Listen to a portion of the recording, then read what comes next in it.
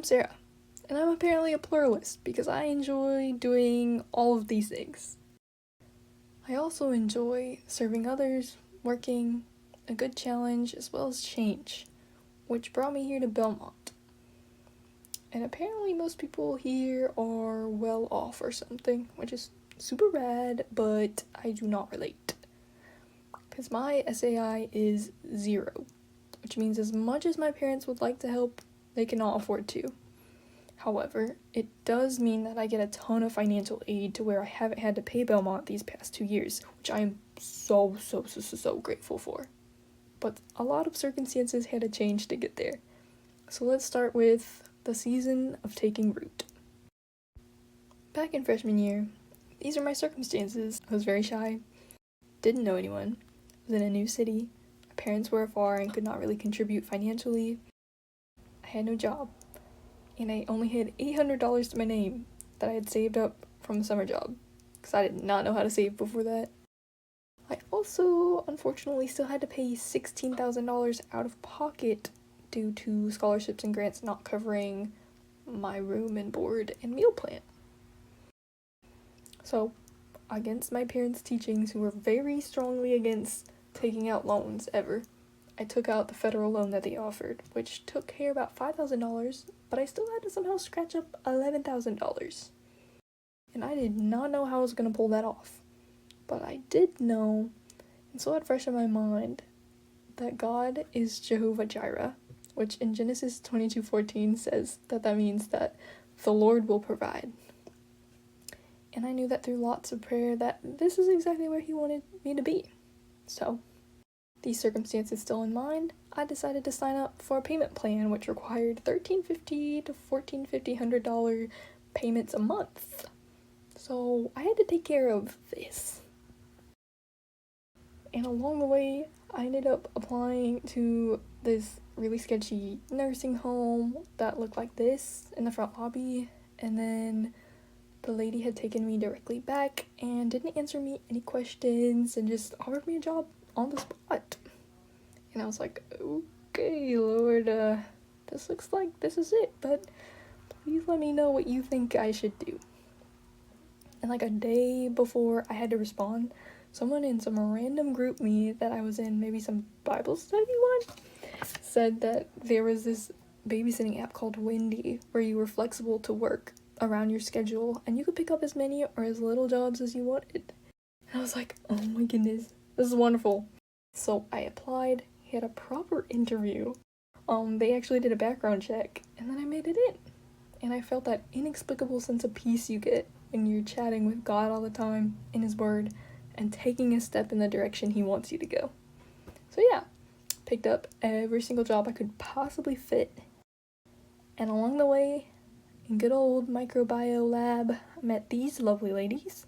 One of them is currently in the room right now. And then also during freshman year, I got this random email from Belmont Nursing, which greatly affected my circumstances for the next 3 semesters. So, as you guys know, I need money. And this email talks about how this elderly couple was looking for some personal assistance and was willing to pay $20 an hour. So, I met the couple, Mr. David and Miss Betty. Met them a couple times.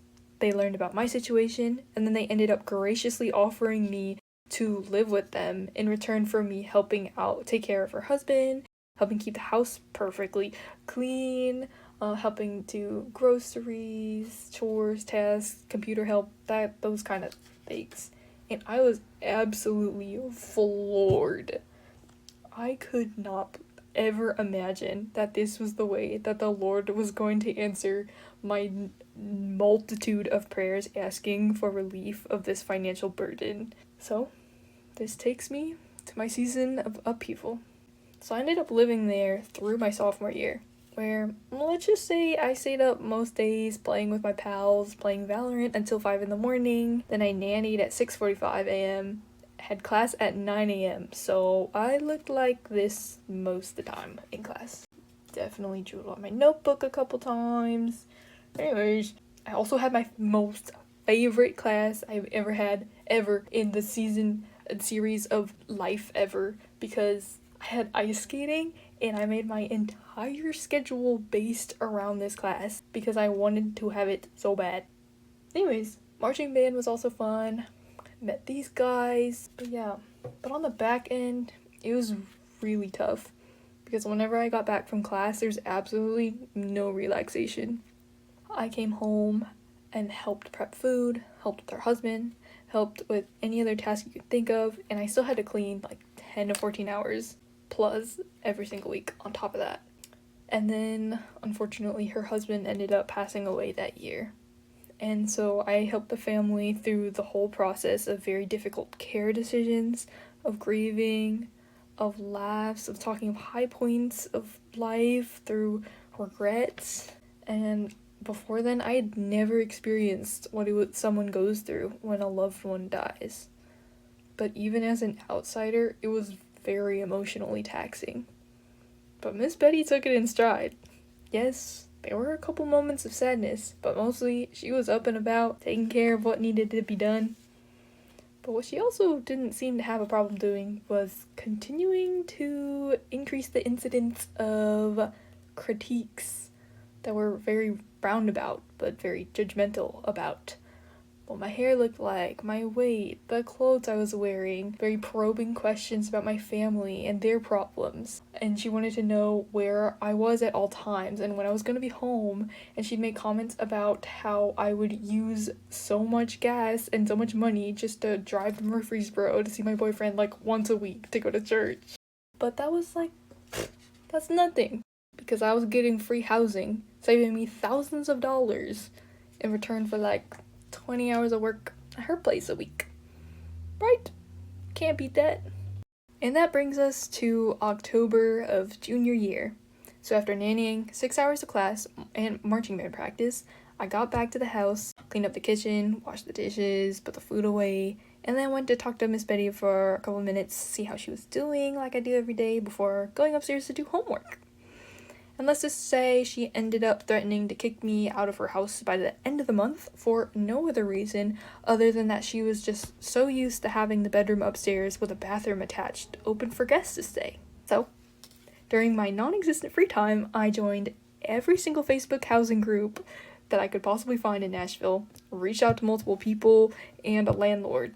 So, a couple of days passed, and then she takes it all back. And she says, you can stay until the end of the year. You can actually stay until you graduate. I don't know what I was thinking. And then she kept blaming me. And she was like, you never should have brought up this conversation. Like, it's all your fault, blah, blah, blah, blah. And I was just at a loss of, like, what to do. Because she was saving me thousands of dollars.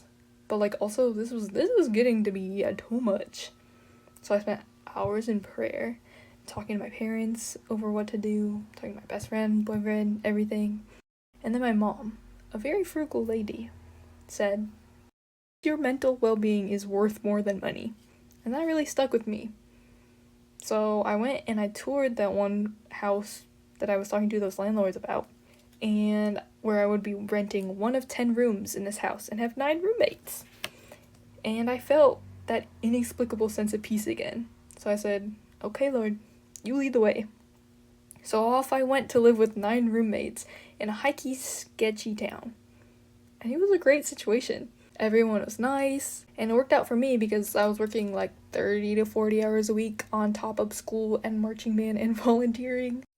But eventually, I was ready to leave this stuff behind and move to something better, which I know is such a luxury that at this point in time, these are my complaints. So, after 10 months of living there, aka as of this past October during fall break, I moved to my current residence, and it is absolutely fabulous. Thus, we enter my season of rest. And now, this is a work in progress, but so far this year, I have said no to way more babysitting jobs and offers and things than I ever have in the past. I've even skipped marching band practices, like just 2 of them, so I could go over to Knoxville to meet 2 friends from back home to go see Brandon Lake concert and Jonas Brothers concert. And then I also went to Dollywood during fall break, I've been to these silly dance practices with my friends from marching band this past semester where we just learned some K-pop choreo just for fun. Gone to cycling classes. I've started a Bible in 1 year plan with my 2 friends from back home, currently on day 76. And something just clicked this year where I just feel far more confident in conversing with people. I've even grabbed coffee with multiple people that I barely knew, and we ended up just talking for hours. But still, there are times when I get caught in fleeting moments where I feel absolutely overwhelmed with everything going on, and I'm sure you guys can relate, especially with what's going on this semester. And I've come to realize that usually it happens when I try to take the reins from God and manage everything that's going on my own. When in reality, I need to give him the reins and just stay by his side and take one step at a time under his guidance. So yeah, that's what I'll leave you guys with. Thanks for listening.